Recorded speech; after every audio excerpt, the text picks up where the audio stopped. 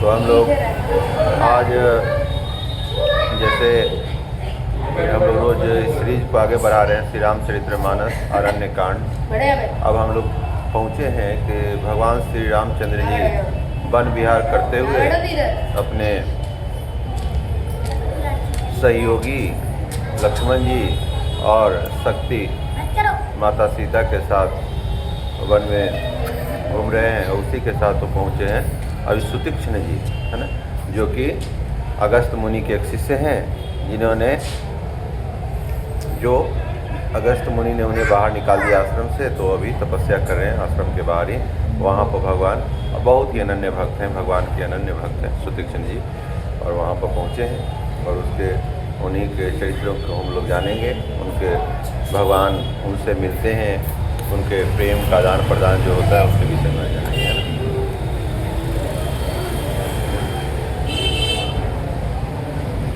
दोहा पनगारी सुनु प्रेम सम भजन न दूसर यान, यह विचार पुनि पुनि मुनि करत राम गुणगान। तो काकभूषुंडी जी बोले, हे गरुड़ जी सुनो, है ना, प्रेम के समान कोई और दूसरा भजन नहीं है। यह विचार कर मुनि बार बार रघुनाथ जी के गुणों का गान करते हैं, है ना। तो एक ही यंत्र कहिए, युक्ति कहिए, जिससे भगवान प्रसन्न हो जाते हैं। अगर तप जप ज्ञान साधना समाधि कोई चीज़ नहीं है आप में, लेकिन अगर केवल प्रेम है तो प्रेम ही एक युक्ति है जिसके द्वारा भगवान खींचे चले जाते हैं, है ना, सारे शास्त्रों में। लेकिन प्रेम की अवस्था ये नहीं है, संसारी प्रेम की तरह नहीं। वासना को हम लोग प्रेम कहते हैं ना। मर्यादित प्रेम तो अमर्यादित प्रेम तो वासना है ना। अमर्यादित कार्य ही प्रेम है ना। मर्यादाओं में रह करके जो भी किया जाता है वो प्रेम है ना। मर्यादा विहीन कोई भी प्रेम भी है वो वासना है। हम लोग जो शरीर के लेवल पर जो भी प्रेम करते हैं वो वासना है। प्रेम का स्थान बहुत ही उच्च है। नवधा भक्ति में भगवान बता रहे हैं, श्रद्धा ततो साधु सम, है ना। फिर भजन क्रिया अनर्थ निवृत्ति रुचि निष्ठा आसक्ति भाव तब प्रेम की दशा ऐसी है। 9वां स्थान प्रेम का है। हम लोग डायरेक्ट प्रेम को उछल मार लेते हैं, है ना। हम ऐसा समझते हैं कि हमारी इंद्रियों को आप खुश कीजिए और आपकी इंद्रियों को मैं संतुष्ट करता हूँ, इसी को प्रेम मानते हैं, है ना। ये नहीं है। हमारी खुजली आप मिटा दीजिए, आपकी खुजली हम मिटाते हैं, इसी को प्रेम है। ये वासना है। प्रेम शरीर के लेवल पर होना मुश्किल है ना। शरीर से परे स्वरूप में और शुद्ध चीज़ों से ही प्रेम होता है। शुद्ध से शुद्ध विशुद्ध चीज़ों से ही प्रेम हो सकता है। इसीलिए शिव जी जब एक बार सारे ऋषिगण जब अधर्म बढ़ गया, राक्षसों का आतंक बढ़ा, तो सारे लोग कहाँ गए? सारे माता धरती जो है वो गौ का रूप धारण करके इंद्र के पास जाती है। इंद्र जो देवताओं के राजा है, सारे देवताओं सहित वो पहुँचते हैं ब्रह्मा जी के पास। अब ब्रह्मा जी शिव जी से के पास पहुँचते हैं और सारे देवतागण मिल करके कहाँ पहुँचते हैं? क्षीर सागर में पहुँचते हैं। क्षीर सागर में पहुँचते हैं, भगवान की स्तुति करते हैं, भगवान प्रकट नहीं होते। सभी अपनी अपनी बात बता रहे हैं, कहाँ भगवान मिलेंगे, है ना। सब कोई कहे कि नहीं नहीं वो तो क्षीर सागर में मिले हैं, कोई कहे कि नहीं हर कण कण में है, कहीं कहीं है ना। परमात्मा स्वरूप भगवान हर के हृदय में है, लेकिन वो न्यूट्रल होते हैं, साक्षी के रूप में रहते हैं, है ना। आदान प्रदान नहीं होता, ज्ञान स्वरूप है। अगर आपको आनंद चाहिए तो साकार भगवान की ही उपासना करनी होगी, है ना। ऐसा नहीं निराकार में दुख निवृत्ति है, उसमें कि दुख ना हो, है ना, उसमें आनंद नहीं है। आनंद तो मिलता है द्वैत में, और द्वैत में आनंद नहीं है, वो ज्ञान का पद है, वो केवल हम लोग स्वरूप में स्थित हो जाना है। तो यहाँ पर भगवान बता रहे हैं कि काकभूषुंडी जी गरुड़ जी को बता रहे हैं ना। गरुड़ जी पक्षी राज हैं और काकभूषुंडी से जाकर के ज्ञान सीख रहे हैं। उन्होंने बताया कि प्रेम के समान कोई दूसरा नहीं है, जिससे प्रेमी है, जिससे हम लोग प्राप्त कर सकते हैं भगवान को। तो कैसे? तो शिव जी से लास्ट में पूछा गया कि बताइए, आप ही बताइए भगवान कैसे मिलेंगे। तो शिव जी ने कहा कि हरि व्यापक सर्वत्र समाना, प्रेम से प्रकट भय मैंने जाना। प्रेम ही ऐसा युक्ति है जिसे किसी को भी बुला सकते हैं, भगवान हो या इस संसार के कोई भी चीज़ आकृष्ट हो जाते हैं ना, प्रेम। तो हरि व्यापक सर्वत्र समाना, हरि सभी जगह समान रूप से व्याप्त है, कण कण में है ना, लेकिन उसे निकालने की युक्ति आनी चाहिए। जैसे घी दूध में ही है, दूध से ही घी निकलता है, लेकिन ऐसे चाहेंगे घी निकल जाए नहीं होगा। उसके लिए युक्ति क्या है, हम लोग जोड़न डालते हैं, दही डालते हैं, दही बनता है, दही से क्या करते हैं, फिर उसको उस दही को मथते हैं, मलाई निकालते हैं, अब मलाई को निकाल करके अग्नि पर तपाते हैं, और तब जाके जो प्रोडक्ट दिखता है वो क्या होता है, घी होता है। उसी तरह से भगवान कण कण में है परमात्मा रूप में, लेकिन जब सकार प्रेम से जब पुकारेंगे भगवान, जो भी अंतरात्मा में जो भी रूप विराजमान होता है उस रूप को लेकर के भगवान प्रकट होता है ना, तब जा करके भगवान के। तो यहाँ पर बता रहे हैं कि हरि शिव जी बोल रहे हैं, और यहाँ पर काकभूषुंडी जी भी यही बात बता रहे हैं गरुड़ जी को कि कैसे भगवान मिलेंगे। तो प्रेम के समान दूसरा कोई भजन नहीं है, कोई सेवा नहीं है, प्रेम से पुकारिए, है ना। प्रेम से जब पुकारेंगे तो भगवान दौड़े चलेंगे, है ना। एक संत थे, उन्होंने लिखा कि पोथी परी परी जगमुआ, पंडित भया न कोय, ढाई आखर प्रेम का पढ़े सो पंडित हो। पंडित्व का मतलब है नहीं कि श्लोकों को याद कर लेना, पूरा बोलना, अंदर प्रेम है या नहीं है जीवों के प्रति, है ना। अब प्रेम का मतलब नहीं कि हम अगर किसी को कुछ कर रहे हैं मर्यादाओं में अगर किसी को डांटे तो कहें कि नहीं प्रेम नहीं है। ये डांटना अगर सही कार्यों के लिए अगर डांट रहे हैं, मर्यादाओं में रहने के लिए डांट रहे हैं, अगर सही है तो उसके लिए बात सही है, वो तो प्रेम ही है। प्रेम के कारण उसको बचाना चाहते हैं आप, है ना। ये नहीं कि अगर हम डांट रहे हैं तो प्रेम नहीं करते, नहीं, डांट भी प्रेम ही है ना।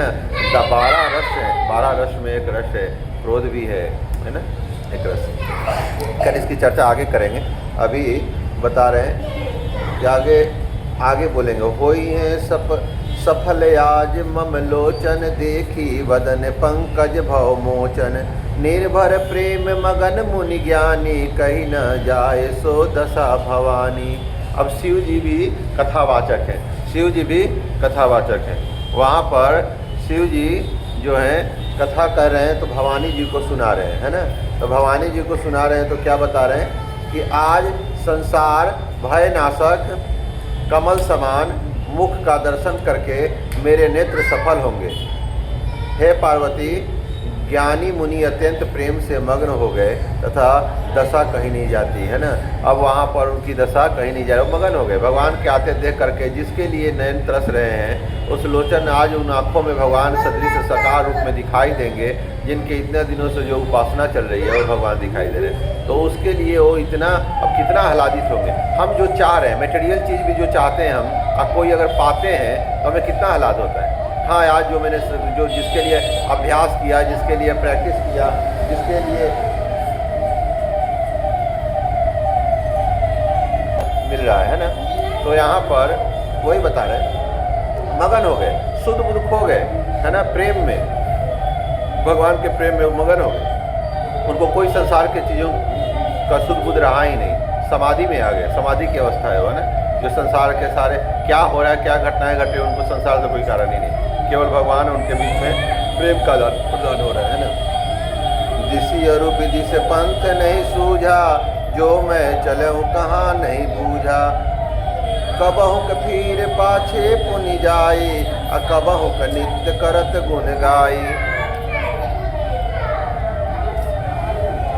सुतीक्ष्ण जी बता रहे हैं यहाँ पर कि सुतीक्ष्ण मुनि को दिशा और विदिशा में मार्ग नहीं दिखाई देता कि मैं कौन कहाँ जाता हूँ, या कुछ भी नहीं समझते।